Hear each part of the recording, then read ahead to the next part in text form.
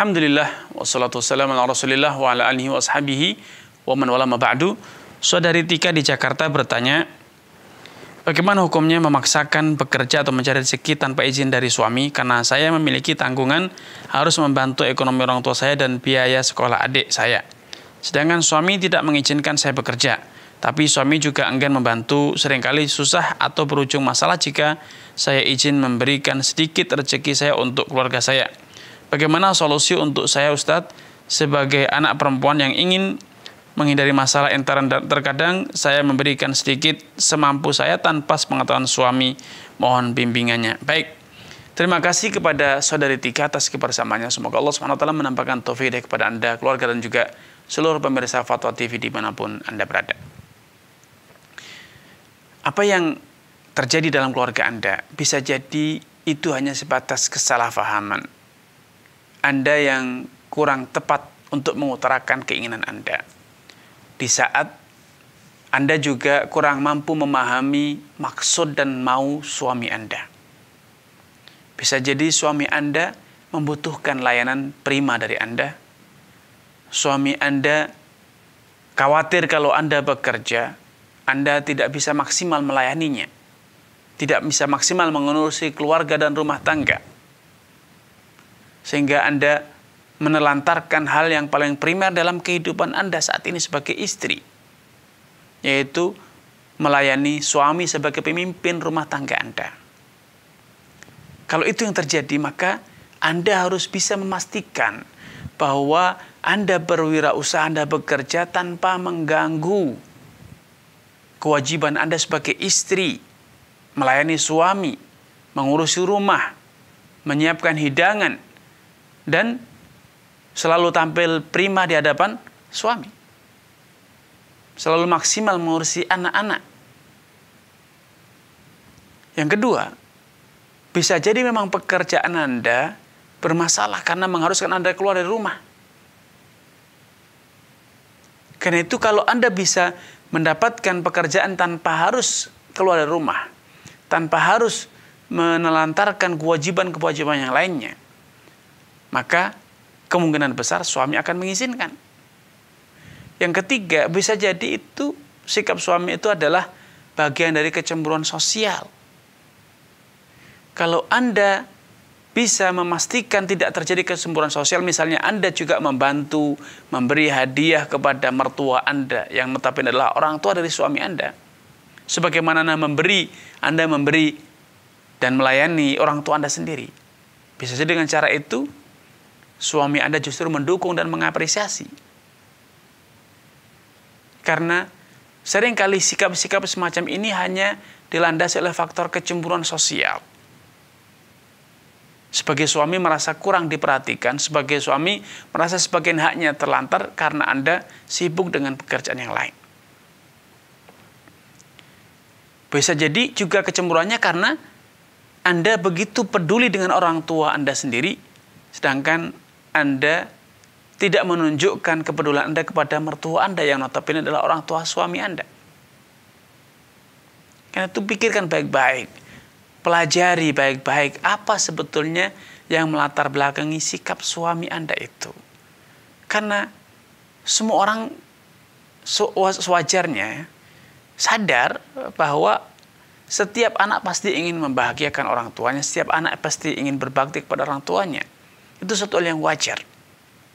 Sehingga ketika sikap suami Anda seperti yang Anda keluhkan, maka kemungkinan besar itu ada hal-hal yang gagal Anda tangkap, tidak berhasil Anda yakinkan. Karena itu bangunlah komunikasi, pelajari, melunak kepada suami, buktikan bahwa Anda bekerja tidak mengganggu yang lain, kewajiban Anda yang lain. Dan buktikan bahwa Anda peduli dengan mertua. Ya. Justru ketika Anda berhasil membuktikan kepedulian Anda kepada mertua sebagaimana Anda peduli kepada orang tua Anda sendiri, kemungkinan besar mertua Anda justru akan ikut mendukung, mensupport pilihan Anda. Ya. Di antara hal yang sepatutnya Anda lakukan untuk mencairkan kebuntuan komunikasi Anda dengan suami, bahwa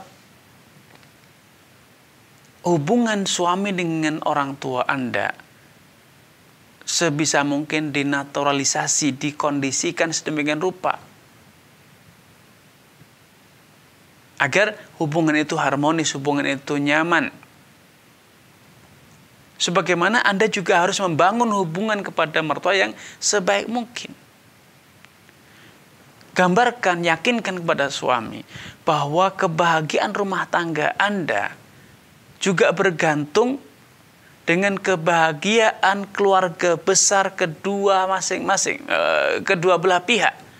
Kebahagiaan keluarga mertua Anda dan juga kebahagiaan keluarga Anda sendiri, orang tua Anda. Karena sebagai anak, Anda pasti akan bermuram durja, Anda akan sedih, Anda akan terbebani secara psikologis kalau mengetahui orang Anda dalam kondisi masalah sedangkan Anda tidak berbuat apa-apa. Kondisi sama pun terjadi dengan suami Anda. Suami Anda pasti akan galau, akan sedih, akan kecewa kalau mengetahui orang tuanya dalam kondisi susah sedangkan dia bisa berbuat tetapi Anda halang-halangi atau Anda ganggu. Karena itu yakinkan bahwa keharmonisan, ketentraman, kebahagiaan kedua keluarga besar ini, keluarga besar suami, keluarga besar istri, itu bagian dari syarat terciptanya keharmonisan, kebahagiaan dalam rumah tangga Anda sendiri. Kalau itu bisa difahami oleh suami Anda, saya yakin justru suami Anda akan mensupport. Anda yakinkan pada suami bahwa rumah tangga Anda tidak akan bahagia kalau mertua Anda juga bermasalah. Sedangkan suami Anda tidak berbuat apa-apa. Atau bahkan Anda halang-halangi dari mencari, mensupport keluarga besarnya. Ya. Dan selanjutnya yang terakhir yang bisa saya sampaikan sebagai solusi bagi problematika Anda.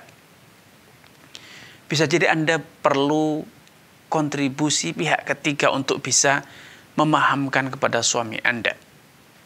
Meyakinkan kepada suami Anda bahwa Anda membantu orang tua Anda mengirimkan uang kepada orang tua Anda itu adalah bagian dari syarat atau kiat terciptanya rumah tangga yang harmonis dalam keluarga besar Anda.